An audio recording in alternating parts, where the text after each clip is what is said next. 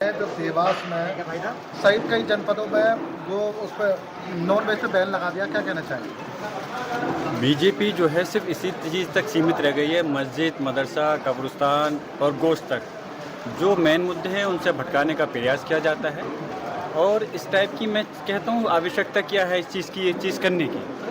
ये कोई पहली बार नवरात्र नहीं हो रहा। हम दूसरे के धार्मिक त्योहारों का सम्मान करते हैं और ये हमारा फ़र्ज़ बनता है, हमारा मज़हबी फ़र्ज़ है और हमारा संवैधानिक भी फ़र्ज़ है। हम किसी के मज़हब का अपमान नहीं करते, न ही त्यौहार का अपमान करते। हम चाहते हैं इस देश के अंदर 140 करोड़ जो नागरिक हैं वो सभी लोग अपने अपने मज़हबों को के साथ अपने सम्मान के साथ में रहें और अपने त्योहारों को अपनाएं। लेकिन ये इस प्रकार की टारगेट कर करके कि कभी मस्जिद को ढका जाना, कभी नॉनवेज को बंद करना, ये सिर्फ बीजेपी की एक पॉलिसी है और इससे इसी हद तक सीमित रह गई है। आज प्रदेश और देश कहाँ जा रहा है इसको उनसे कोई लेना देना नहीं है। मैं यही कहूँगा इन चीज़ों से बाज आना चाहिए और जो मेन मुद्दे हैं जो जनहित के कार्य हैं उन पे फोकस करना चाहिए। अच्छा, अलीगढ़ में जो है एक इमाम को पीटा गया है, जय श्री राम के नारे लगवाए जा रहे हैं, क्या कहेंगे? अफसोस है इस चीज़ के लिए। पहले भी मैं जब मैं विधायक था विधानसभा में और संसद में हूँ अब, तो तब भी मैं उसको उठा चुका हूँ कि एक भीड़ जो एक तंत्र उसको अधिकार किसने दे दिया इस प्रकार की कार्रवाई करने का। एक कोई मुद्दा होता है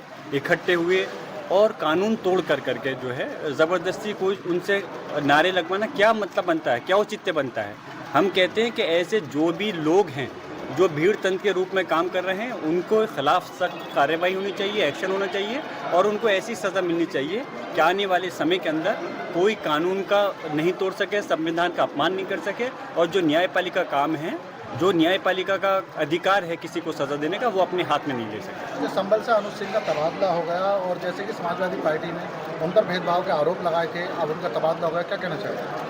ऐसे अधिकारी को मैं तो यही कहूँगा कि बहुत पहले कार्रवाई होनी चाहिए थी और ऐसे अधिकारी को पुलिस सेवा में बने रहने का कोई अधिकार नहीं है। इस चीज़ को मैंने पहले भी कहा था। जिन अधिकारियों की जिम्मेदारी है कि जनता की रक्षा करना और वो उनके इस प्रकार की घटनाओं को अंजाम देने में अगर उनका रोल रहा है तो उनको तो दंडित होना चाहिए था पहले ही सरकार की तरफ से। लेकिन अफसोस है कि सरकार ने कार्रवाई करने की जगह प्रमोशन दिया और इससे हम तो कहते हैं कि जो अधिकारी सही काम कर रहे हैं या करना चाहते हैं, क्योंकि सारे अधिकारी एक से नहीं हो सकते ना हैं, तो उनको पर क्या असर पड़ेगा? कानून व्यवस्था तभी सुधरेगी जब सही तरह से ईमानदारी से सब लोग जिम्मेदारी से काम करें।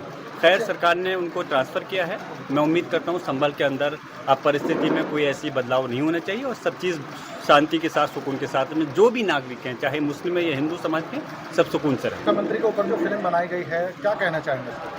अफसोस है कि पहले जो फिल्में होती थी वो इस चीज़ पे आधारित होती थी, जो घटनाएं हैं, मनोरंजन हैं, या इस चीज़ पे प्रेरित होती थी कि किस तरह से चीज़ों को, सच्चाई को दिखाया जाता है। अब उसके अंदर भी राजनीतिकरण घुस गया है और राजनीतिकरण इस हद तक नहीं, राजनीति भी होती तो वो भी हमें बर्दाश्त होता, लेकिन जो राजनीति उस फिल्मों के ज़रिए जो राजनीति मैं तो गंदी राजनीति कहूँगा, जिसमें कि बांटने का, एक धर्म के नाम पे बांटने का प्रयास होता है, वो चीज़ अब फिल्मों के अंदर भी अपनाई जा रही है। हम तो कह रहे हैं कि सेंसर बोर्ड को और सरकार को इस पर तुरंत एक्शन लेना चाहिए, ऐसी फिल्मों को रोक देना चाहिए।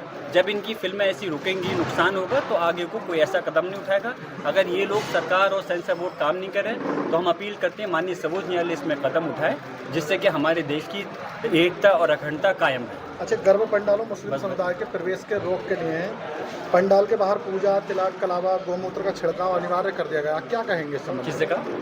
गर्भ पंडालों को, जो दशहरा गरबे का जो आयोजन होता है उसको लेकर जो है तुम्हारा ये देश के कई स्थानों पर बना है इस तरीके से। अगर मुस्लिम लोगों के लिए देखो, अगर वो लोग रोक रहे हैं तो बस मुस्लिम लोग से मैं ये अपील करूँगा कि वो परहेज़ करें, नहीं जाए।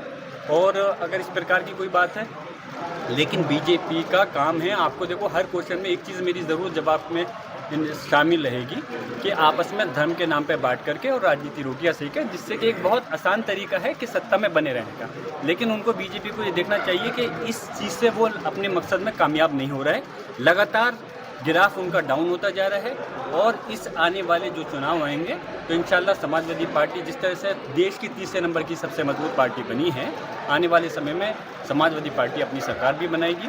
और मैं यही गुजारिश करूंगा कि बीजेपी की इन चाल में नहीं आकर करके सभी लोग जो हैं अपने देश की तरक्की की बात करें और ये देखें कि इस वक्त हमारी पार्टी कौन सी पार्टी हमारे हित में काम करना चाहती है, उसका जो यकीनन समाजवादी पार्टी है तो उसका समर्थन करें।